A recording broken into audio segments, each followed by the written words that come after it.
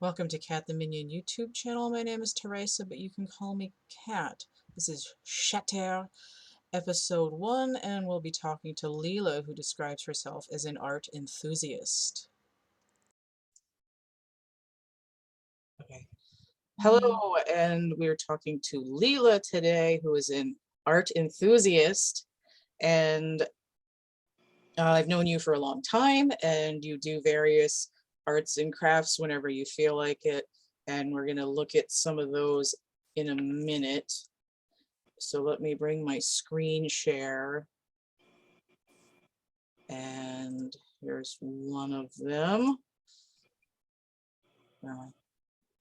Okay, so we have a stained glass elephant that you made. Yes, I made that for my stepmother. Nice. And I've seen that you still have stained glass stuff, and I'm assuming that once in a while you're still doing those. Not as much as I'd like, but yes. Okay. So you've made the elephant, and what other kinds of stained glass things have you made? I've made a couple just little sun catchers. Oh, nice. And I did a lamp once, like a lampshade. Oh, cool. Tiffany. Yeah, totally Tiffany style, but it was all geometric patterns. Okay. Oh, cool. Neat. All right. So let me go back to stop share. And there was one other screen. I'm not like super like skilled at this yet, so I'm going to share another screen before I start asking you questions. Where am I at? Where am I at? Okay. All right, so I am sharing. I don't need to share the one that says Facebook on it though. Okay, so I'm sharing your eBay page. So this is your eBay ID. So it's Lieber_7351, and I'm gonna put the URL down below, like so people can find it. So I've seen that you have one piece here and a bunch of books and magazines, which is handy if people are looking for books and magazines. But I'm gonna go to this one. All right, so let me try to zoom in on this. Come on, screen, do the thing. Okay, there it is. Okay, so this is a hand crochet doily that you made, and this is the one that's got skulls in it, if I'm not mistaken. Yeah, it does have. It's a skull motif. Okay. And I bought that thread going, this is gonna make really awesome skull motif. Right. But it's so busy that like the skulls don't stand out as much as you think they would. Mm-hmm. Yeah, I mean, I like the like psychedelic nature of it. It's sort of one of those like, it's like you have to stare at it for a long time and do like the meditation and get into it, or you could just like put it under a lamp. Yeah, and if you look really closely, you see the skulls, but otherwise it's just like, I mean, I kind of still like it because it's kind of a chaos of colors. Yeah, I like that too. That's neat though, because I mean, I can't knit or crochet to save my ass, so I like that you have the skills to make a whole thing. And that looks like really fine stuff too. Is that like embroidery floss or something? It's a cotton thread that's like I don't know what it's like a 10 gauge or something, but that's not right because 10 would be huge. Well, either way, I mean, it's somewhere. Because gauges get smaller. Yeah, it's definitely. I mean, that took 8 hours. Yeah, I would imagine it would take me years to do that because I can't. Well, that's like the 10th one I did. So probably the first one took me a week. And then you and that one, yeah. Muscle memory in there. Okay, so I'm going to stop sharing that, and now we're just going to chit chat for a little bit. And I have, oh, I guess it doesn't tell me how much time I have left until it gets close. Whatever, I'll figure it out eventually. So the first question is, what is creativity and where does it come from? So it's like a really deep philosophical question, or you could just make something up. Well, it is a really deep philosophical question, and to answer it, I have no idea. I don't know where it comes from. I just know that some people have it and some people don't. Like, and unfortunately, I have it, but my hands don't make what my brain thinks. I hate that. Does that make any sense? Yeah, I hate that because like I have like this full vision in my mind, and then I'm drawing it and I'm like, what the hell, man? I hate this. You go, it would be really cool if I could make this, do blah, but I can't actually do that, which I think is why I craft, is because I can still make something pretty and it's not a disappointment. Yeah, see, that goes into my second question too, is like, what are you trying to express or accomplish with your art forms? I just like making pretty things. Yeah.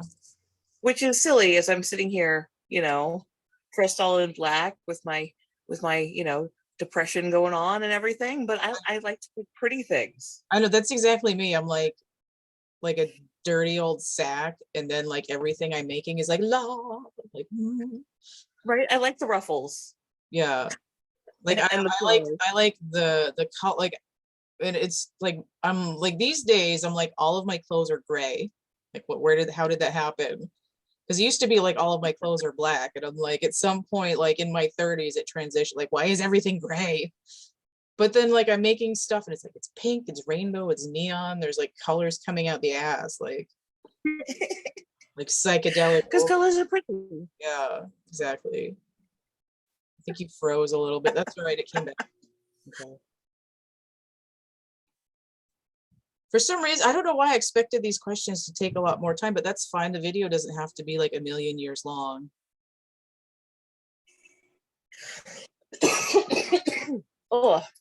And then, yeah, I think there's like an under appreciation for pretty things, because people could just like get whatever crap at like Walmart or whatever and like, slap it up somewhere. But I think it's like if you make something like with your bare hands and it looks good, like I feel like there's not as much appreciation for that these days. Right. Because like that doily, I'm trying to sell it for $20. That took 8 hours of my life. Yeah, that's cheap for that. Yeah. But if you put it for any more than that, nobody will buy it. Yeah, that's a problem. I have that problem with my craft foam lotuses, is because they're expensive to get the materials and to make it. And in order to like not lose money putting it up on Etsy, I have to charge like at least $15. And I'm like, I don't know if people are gonna buy it for that. So it ends up like it ends up slightly more economical to sell the 7-piece sets for like 100, because there's a lot of them, but it takes like a whole day to make it. Yeah, see, that's crazy. Yeah. And then your people time should be worth more than that. Yeah, and then people get mad when they get charged like $400 for a pair of knit socks, because that's how much it costs to make them. Oh my God, knit socks! I can't knit. I can't. Yeah, like I'm not. Just doesn't happen for me. I can knit a hat on like a loom. Yeah. But like if with the 2 needles and I can't do it. Yeah, I've been trying to learn how to knit for like 5 years so I can make a sweater for a freaking Equestria doll. And it's just like I started and then I got the right thread and then I waited too long, so now I have to learn how to do it all over again. Yeah, mine always come out wonky. They're all like, I was just thinking like if somebody knew how to do this, they could do it in like an hour. But I'm like, I have to do it myself. I need to learn. I bought that book, Knitting and Crocheting for Dummies. And yeah, I still can't knit. I don't know why it's so hard. It's just like my brain just doesn't do it. I can crochet. I can make a hat in like 4 hours, but like. Oh, you froze again for a second. That's all right though. I think I heard what you were saying. So my third question is, depending on how you feel, might be the most fun one. And it's have you, oh wait, hang on, let me see how I wrote this down. Have you encountered what could be considered the paranormal, and do you think this has a link to creativity? And that includes psychedelics. So if you don't want to get into the woo stuff, you can get into the trippy stuff. So me personally, I never have. But I totally believe my husband when he was freaking out about the ghosts in our old apartment. Was that like when you were first together apartment? Or yeah, the first, like before you were at the old house again? No. The first time he spent the night at my apartment when we first got together, he had gone to bed, and like when I came back to the apartment, he was like petrified. He's like, it felt like somebody was walking around his head on the bed.